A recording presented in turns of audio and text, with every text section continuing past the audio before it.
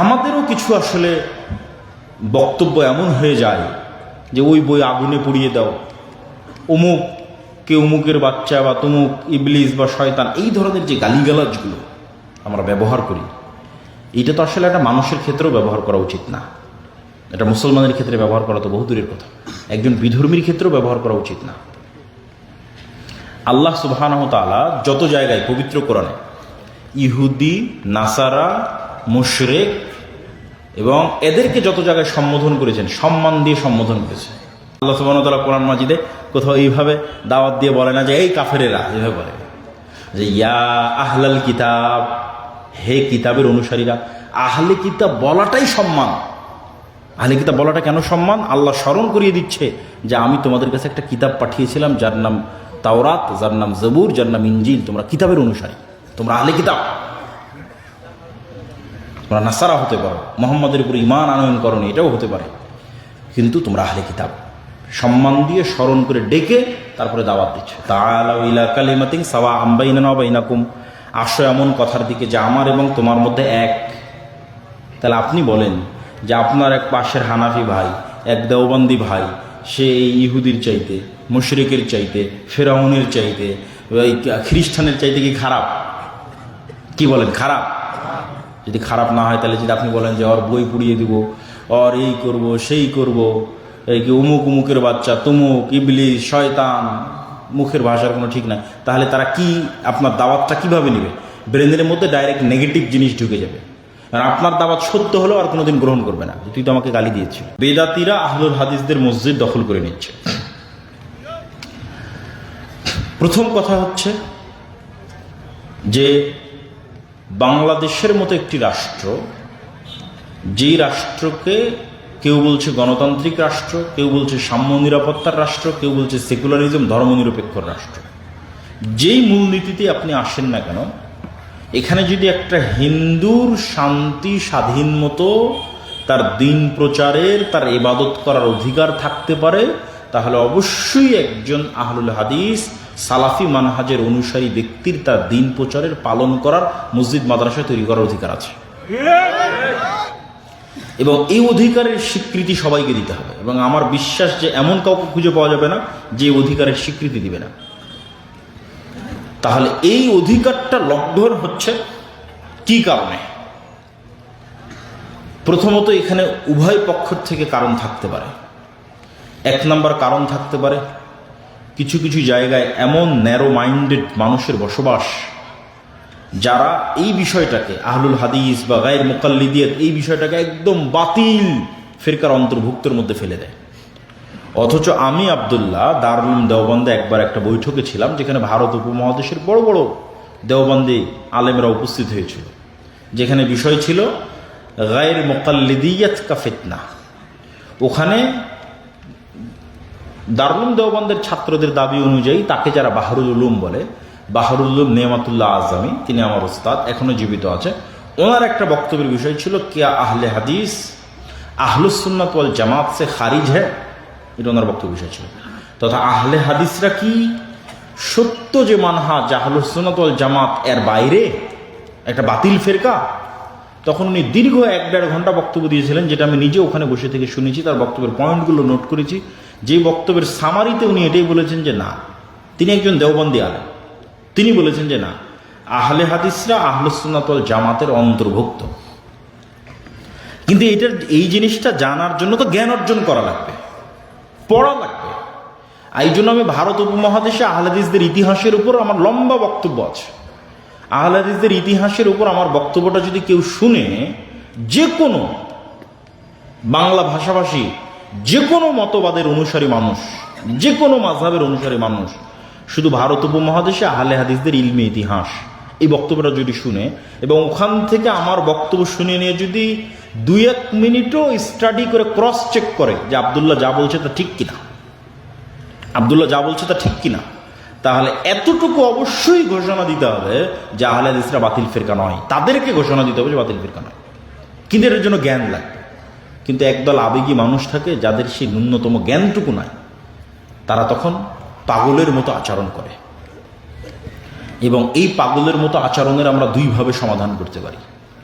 প্রশাসনের সহযোগিতা নেওয়া, এবং তাদের যারা বড় আলেম ওলামা আছে যাদের মধ্যে মোটামুটি আহলুল হাদিস সম্পর্কে একটা স্বচ্ছ এবং ভালো ধারণা আছে, যেমন ধরেন বর্তমান ধর্ম প্রতিমন্ত্রী যিনি আছেন, ধর্ম উপদেষ্টা যিনি আছেন, তিনি আমাদের আহলেদের প্রায় সব বড় বড় মাদ্রাসায় গেছেন, আমার সাথেই কয়েকবার দেখা সাক্ষাৎ হয়েছে। তিনি জানেন যে আহলে হাদিসরা কি চিন্তা চেতনা রাখে, কি করে, তাদের মানহাজ কি, তাদের বক্তব্য কি, খুব ভালোভাবে জানেন।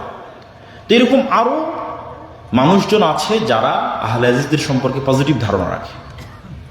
তাদের ইনফ্লুয়েন্সটা আমাদের কাজে লাগাতে হবে এবং প্রশাসনের সহযোগিতা নিতে হবে।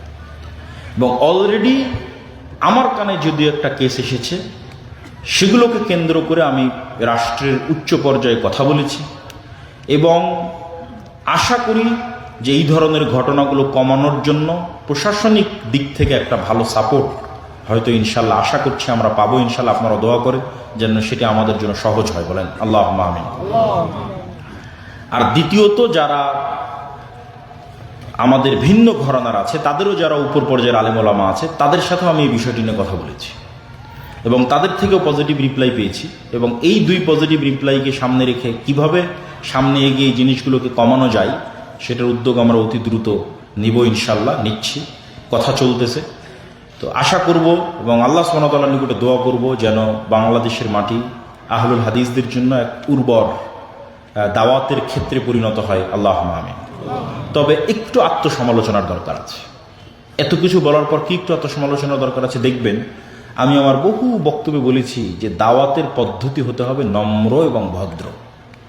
মুসা আলাইহিস সালামের মতো নবীকে যদি ফেরাউনের মতো কাফেরের সাথে ভদ্র ভাষায় কথা বলতে বলা হয়, নম্র ভাষায় কথা বলতে বলা হয়, অথচ আল্লাহ জানেন যে ফেরাউন হেদায়েত প্রাপ্ত হবে না, এটা আল্লাহ জানেন যে ফেরাউন হেদায়েত প্রাপ্ত হবে না, তারপরেও আল্লাহ মুসা আলাইহিস সালামকে বারবার বলছে তুমি নরম ভাষায় কথা বলবা।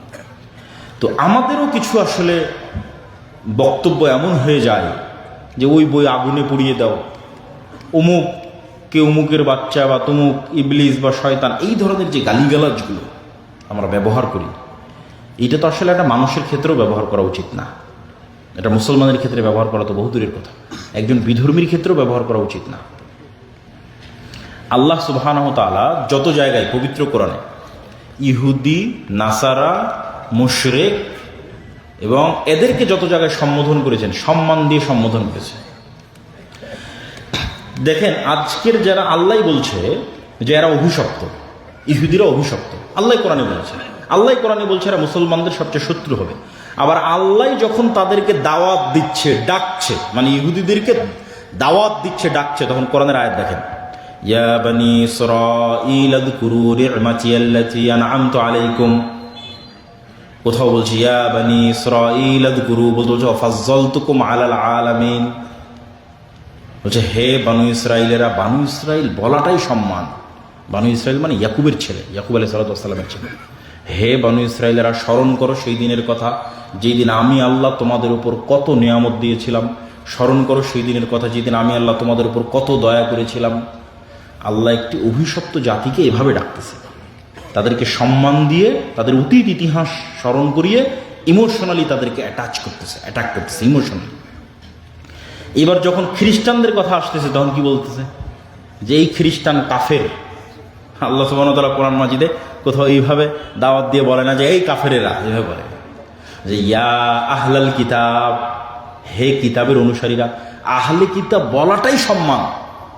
আহলে কিতাব বলাটা কেন সম্মান? আল্লাহ স্মরণ করিয়ে দিচ্ছে যে আমি তোমাদের কাছে একটা কিতাব পাঠিয়েছিলাম যার নাম তাওরাত, যার নাম জবুর, যার নাম ইনজিল। তোমরা কিতাবের অনুসারী, তোমরা আহলে কিতাব। তোমরা নাসারা হতে পারো, মুহাম্মাদের উপর ঈমান আনয়ন করনি, এটাও হতে পারে, কিন্তু তোমরা আহলে কিতাব। সম্মান দিয়ে স্মরণ করে ডেকে তারপরে দাওয়াত দিচ্ছে, তাআলাউ ইলা কালিমাতিন সাওয়া'আন বাইনানা ওয়া বাইনাকুম, আসো এমন কথার দিকে যা আমার এবং তোমার মধ্যে এক। তাহলে আপনি বলেন যে আপনার এক পাশের হানাফি ভাই, এক দেওবন্দি ভাই, সে এই ইহুদির চাইতে, মুশরিকের চাইতে, ফেরাউনের চাইতে, খ্রিস্টানের চাইতে কি খারাপ? কি বলেন, খারাপ? যদি খারাপ না হয় তাহলে যদি আপনি বলেন যে ওর বই পুড়িয়ে দিব, ওর এই করব সেই করব, এই কি উমুক উমুকের বাচ্চা, তুমুক ইবলিস শয়তান, মুখের ভাষার কোনো ঠিক নাই, তাহলে তারা কি আপনার দাওয়াতটা কিভাবে নেবে? ব্রেনের মধ্যে ডাইরেক্ট নেগেটিভ জিনিস ঢুকে যাবে। আর আপনার দাওয়াত সত্য হলেও আর কোনোদিন গ্রহণ করবে না, তুই তো আমাকে গালি দিয়েছিল। এই জন্য আল্লাহ কিন্তু বলেছে তোমরা অন্যের ইলাহদের গালি দিও না। জানি আমরা যে মা দুর্গার যে পূজা করে, মা কালীর যে পূজা করে, এটা ভ্রান্ত, তারপরও আল্লাহ বলছে ওটাকে গালি দিও না। ওটাকে গালি দিলে আল্লাহ সম্পর্কে নেগেটিভ জিনিস আর ব্রেনে চলে যাবে, তখন সত্য জানলে আর মানতে পারবে না। তো এই জন্য আমাদেরও একটু আত্মসমালোচনা দরকার আছে যে আমি একটা জায়গায় মসজিদ তৈরি করলাম, আহলে হাদিসরা মসজিদ তৈরি করে সেখান থেকে ধরেন ফতোয়া দেওয়া শুরু করলাম যে সব হানাফিরা কাফের, সব হানাফিরা মুশরিক, হিন্দু জান্নাতে গেলেও হানাফিরা জান্নাতে যাবে না। তাহলে হলো? তাহলে তো আপনি দাওয়াতি কাজ করা জানলেন না। তাহলে আমরা হাজার চেষ্টা করেও কিন্তু আপনাকে ট্যাকেল দিতে পারবো না। তৃতীয় আর একটা নসিহা, আত্মসমালোচনা, সেটা হচ্ছে আমাদের ভাইয়েরা বিভিন্ন জায়গায় দেখা যাচ্ছে বড় কোনো প্রতিষ্ঠান বা বড় কোনো একটা প্ল্যাটফর্মের সাথে যোগাযোগ রক্ষা করা ছাড়াই তারা দেখা যাচ্ছে যে কার্যক্রম শুরু করে দিচ্ছেন, আলেমুল আমাদের পরামর্শ নিচ্ছেন না, আলেমুল আমাদের দিক নির্দেশনা নিচ্ছেন না। আবার বিপদে পড়ে গেলে দৌড়ে হয় আলেমুল আমার কাছে যাচ্ছেন, না হয় এর কাছে দৌড়াচ্ছেন। তো আমার কথা হচ্ছে কাজ শুরু করার আগেই আলেমুল আমাদের পরামর্শ নেন, আহলে হাদিসদের যে প্ল্যাটফর্মগুলো আছে সেগুলোর পরামর্শ নেন, পরামর্শ নিয়ে কাজ শুরু করেন, তাহলে দেখবেন আপনার কাজে ভুল হবে এবং এই ধরনের সমস্যা কমে আসবে। আল্লাহ সুবহানাহু ওয়া তাআলা আমাদের কবুল করুক, আল্লাহুম্মা আমিন। বক্তব্যের শেষের দিকে এসে আপনাদের কাছে কয়েকটা উদাত্ত আহ্বান। সেটা হচ্ছে যে আমি যে এতক্ষণ বক্তব্য দিলাম এগুলো হচ্ছে ক্ষণিক, এগুলো হারিয়ে যাবে। কিন্তু এই দেখছে বানু ইসরাঈলের এই বিশাল ঘটনা, এই পুরো জেরুজালেম বিজয়ের ঘটনা, পুরো ফিলিস্তিন বিজয়ের ঘটনা বইয়ে লিখিত আকারে আছে। আমার লেখা বই ফিলিস্তিনের সমসাময়িক মুসলিম বিশ্ব, রাশিয়া ইউক্রেনের পাবেন, আফগানিস্তান তালেবান পাবেন, যা বর্তমান মুসলিম বিশ্বে চলতেছে তার সবগুলো এই বই পাবেন। তো এই লিখিত বইগুলো, এই যে শেখ আব্দুর রাজ্জাক বিন ইউসুফ হয়তো আজকে এখানে আসেনি, কিন্তু তার ইলমে আমানতগুলো তো আপনাদের কাছে আছে। এবং আমরা যে কার্যক্রমগুলো করতেছি সারা বাংলাদেশে, এই কার্যক্রমগুলো তো আপনারা দেখছেন, কিন্তু সারা কই এই রমজানে 500 মক্তব দাওয়াইল্লাহর অধীনে ছিল, পরিচালিত হয়েছে। যেই 500টা মক্তবের প্রত্যেকটা শিক্ষক জামিয়া সালাফিয়া থেকে ট্রেনিং নিয়েছে। 1 নাম্বার, যেই 500 শিক্ষক জামিয়া সালাফিয়া থেকে ট্রেনিং নিয়েছে তার যাতায়াত খরচ দাওয়াইল্লাহ বহন করেছে, ওখানে থাকা খাওয়া বহন করেছে, ট্রেনিং খরচ বহন করেছে। 2 নাম্বার, এই 500 শিক্ষক যতগুলো মক্তবে আছে, প্রত্যেকটা মক্তবের যত ছাত্র আছে তাদেরকে বই ফ্রি দেওয়া হয়েছে, যে কায়দাটা পড়বে সে কায়দাটা ফ্রি দেওয়া হয়েছে। 3 নাম্বার, এই রমজান মাসকে লক্ষ্য করে, ঈদকে লক্ষ্য করে 500টা মসজিদে হাদিয়া দেওয়া হয়েছে। ন্যূনতম 2000 হোক, 3000 হোক দেওয়া হয়েছে। এই 2000-3000 টাকাও আপনি কল্পনা করেন, 500 মসজিদ পৌঁছে মানে 15 লক্ষ টাকা। এই যে এত বড় খেদমত, এখানে আপনার কোনো কিছুই করা লাগতেছে না, কিন্তু আপনার মক্তব এখনো দাওয়াইল্লাহর অধীনে আসলো না, ট্রেনিং নিল না, ট্রেনিং নেওয়ার আগ্রহ দেখালেন না। এইটা তো দাওয়াতি কাজের ভিত তৈরি করবে। এটা এরকম না যে বড় সম্মেলন করে আমার জনপ্রিয়তা দেখালাম, এটা না। এটার প্রভাব পড়বে 20 বছর পর। দেখা যাচ্ছে 20 বছর পর একটা অফিসের ডিসি বসে থাকবে, বলবে যে আমি দাওয়াইল্লাহর অমুক মক্তবে এই দোয়াটা শিখেছিলাম, বাংলাদেশেরই কোনো এক ডিসি, কোনো এক ওসি। এইটা হলো সুদূর প্রসারী প্রভাব। এটা যে রুট লেভেল থেকে সমাজকে সংস্কার করা, সংশোধন করা, একদম তৃণমূল গোড়া থেকে। এবং এই গোড়া থেকে সংস্কারের জন্য আমরা দ্বিতীয় আর একটা পদক্ষেপ নিয়েছি, যে এই মসজিদগুলোকে আমরা শক্তিশালী করব, মসজিদকে এম্পাওয়ার করা, যে ক্ষমতার যে ব্যালেন্স, এটা যেন শুধু রাজনৈতিক দল আর রাজনৈতিক নেতাদের কাছে না থাকে, ক্ষমতার ব্যালেন্সটা যেন মসজিদ মাদ্রাসার মধ্যেও বন্টন হয়। এটার এখন সুযোগ। এই জন্য আমরা সুদমুক্ত কর্জে হাসানা চালু করেছি। এই জন্যই সুদমুক্ত কর্জে হাসানা আমরা আমভাবে ব্যাপকভাবে সবাইকে দিতে পারবো না। ওই যে মসজিদটাতে আমার বক্তব্য চলতেছে, ওই বক্তব্যের ইমাম এবং দায়িত্বশীলের হাতে ওই গ্রামের যোগ্য ব্যক্তির কাছে যাবে, যাতে ওই যে মক্তবের যে শিক্ষক, সে যেমন মক্তবের টিচার হিসেবে সম্মানিত বোধ করবে, তার এলাকায় কর্জে হাসানা দিয়ে সেই এম্পাওয়ারমেন্ট হবে, সোশ্যাল পাওয়ার তার বাড়বে। দেখা যাচ্ছে যে একটা পর্যায়ে এমন তার সোশ্যাল পাওয়ার হয়ে গেছে, একটা মেম্বারের চেয়ে পাওয়ারফুল হয়ে গেছে গ্রামে। এটা অস্বাভাবিক কিছু না, এটা নিয়ে আসতে হবে। যে মসজিদ মাদ্রাসা মানে শুধু আপনি কোরআন পড়াবেন, হাদিস শিখাবেন দিয়ে শেষ না। আপনার গ্রামে কোনো অন্যায় হচ্ছে কিনা ওটা অন্তত সাধ্য অনুযায়ী বাধা দিতে হবে, এটাও মসজিদ মাদ্রাসার কাজ। এই অন্যায় মানে আপনারা বুঝিয়েন না যে গান বাজনার অন্যায়, বেপরদার অন্যায়, সেগুলো তো অন্যায়। কিন্তু আমি এখন যে অন্যায়ের কথা বলতেছি সেটা মিথ্যার অন্যায়, ধোকার অন্যায়, দুর্নীতির অন্যায়, মানুষের উপর অন্যায়। ওগুলো অন্যায় বাধা দেওয়ার জন্য তো বক্তব্য অনেক হয়েছে, হুজুরেরা করেও শোনেও। কিন্তু যখন দেখবে যে না অমুক জায়গাতে একটা মেম্বার, একটা উপজেলা চেয়ারম্যান একটা জিনিস অন্যায় করতেছে, একটা সালিশ অন্যায়ভাবে করতে, টাকা নিয়ে সালিশ করে দিচ্ছে, জমি জোর করে দখল করে নিচ্ছে, বা আর যে কোনো অন্যায়, মসজিদ মাদ্রাসার শিক্ষকেরা যাবে না, দূরে থাকবে। এইটা না, ওই সামাজিক অন্যায় বাধা দিতে হবে। ডিমান্ডের ভিত্তিতে বিয়ে হচ্ছে, বাধা দিতে হবে। বাপ মারা গেছে, বোনকে সঠিকভাবে সম্পত্তি বুঝিয়ে দেয়নি, বাধা দিতে হবে। এই সোশ্যাল পাওয়ারটা আপনাকে অর্জন করতে হবে। সেটার জন্য আমাদের দ্বিতীয় আমরা শুরু করেছি জাস্টিস মুভমেন্ট, যেটার প্রথম প্রজেক্ট হচ্ছে করজা হাসানা, এবং ওই মসজিদগুলো থেকে বিতরণ হবে। তাহলে কেন আপনি আপনার মসজিদকে দাওয়ায়ে আল্লাহর অধীনে করে দিচ্ছেন না? কেন আপনার মসজিদের মক্তব্য এখনো দাওয়ায়ে আল্লাহর অধীনে আসতেছে না? 3 নম্বর হচ্ছে জামিয়া সালাফিয়ার মতো একটা উন্নত বড় শিক্ষা প্রতিষ্ঠান, যেখানে বাংলাদেশ ইনভেস্টমেন্ট ডেভেলপমেন্ট অথরিটি বিডার অনুমোদন নিয়ে বিদেশি শিক্ষকরা সবসময় থাকে এবং পড়ায়। যে বিডার মাধ্যমে বিদেশি 400-500 গেস্টকে নিয়ে বড় একটা সম্মেলন বাংলাদেশে হতে যাচ্ছে, বড় বড় কোম্পানির সিইও আসতেছে। ওই বিডার পারমিশন নিয়ে আমাদের জামিয়াতে বিদেশি শিক্ষকেরা থাকে স্থায়ীভাবে। আর গত 1 বছরে শুধু 12-র অধিক বিদেশি শিক্ষক সৌদি আরব থেকে আসছে, যারা জামিয়া সালাফিয়াতে দার্স দিয়েছে, এই রমজানেও দিয়েছে। তাহলে এই যে আমাদের উন্নত কারিকুলাম, উন্নত সিলেবাস, এটা দিয়ে যেন অন্য মাদ্রাসা উপকৃত হয়, এই জন্য আমরা অন্য মাদ্রাসাগুলোকে জামিয়া সালাফের সাথে অধিভুক্ত হওয়ার সুবিধা দিচ্ছি। এবং এই অধিভুক্ত হওয়ার ক্ষেত্রে আমাদের সহযোগিতার মানসিকতা নেওয়া না, যে একটা ফর্ম পূরণ করো, টাকা দাও, ঠিক আছে, প্রতি মাসে একটা বাৎসরিক ফি দাও, মাসিক ফি দাও না। পারলে আমরা আরও অর্থনৈতিক সহযোগিতা করতে পারবো কিনা সেই মাদ্রাসা, সেটা চিন্তা করে দেখব। তাহলে এই মাদ্রাসাগুলোকে উচিত যে এই সোশ্যাল এম্পাওয়ারমেন্টের যে মুভমেন্ট, জাস্টিস মুভমেন্ট, এটার অংশ হওয়ার জন্য এই ধরনের কাজের সাথে কানেক্টিভ হয়। এবং মাসিকাল ইতিসাম, যার ফতোয়া বোর্ডের মেম্বার হচ্ছে বিদেশি মুফতিরা, জামিয়া সালাফিয়া বাংলাদেশের মুহাদ্দিস মাসিকাল ইতিসামের ফতোয়া বোর্ডের মেম্বার, আহলে হাদিস বাংলাদেশে আহলে হাদিসরা তো আছে। তাহলে সেই মাসিকাল ইতিসামকে আপনি কেন মূল্যায়ন করবেন না?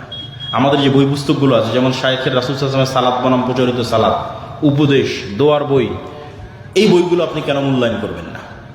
এই মূল্যায়ন করাগুলোর আমাদের যতগুলো কার্যক্রম আছে, এই সকল কার্যক্রমগুলোকে মূল্যায়ন করার আহ্বান জানিয়ে, আজকের বক্তব্য থেকে যা শিখলাম সেটার উপর আমল করার উদাত্ত আহ্বান জানিয়ে, কি শিখলেন জানি না, এতটুকু মনে রাখতে পারেন যে সত্য বলতে হবে, ন্যায় প্রতিষ্ঠা করতে হবে। এতটুকু মনে রাখতে পারেন যে আমাদেরকে কট্টর হতে হবে আমাদের দিনের উপর। আল্লাহ আমাদের সেই তৌফিক দান করুক, আল্লাহুম্মা আমিন। বইগুলো স্টেজে আছে, পাবেন।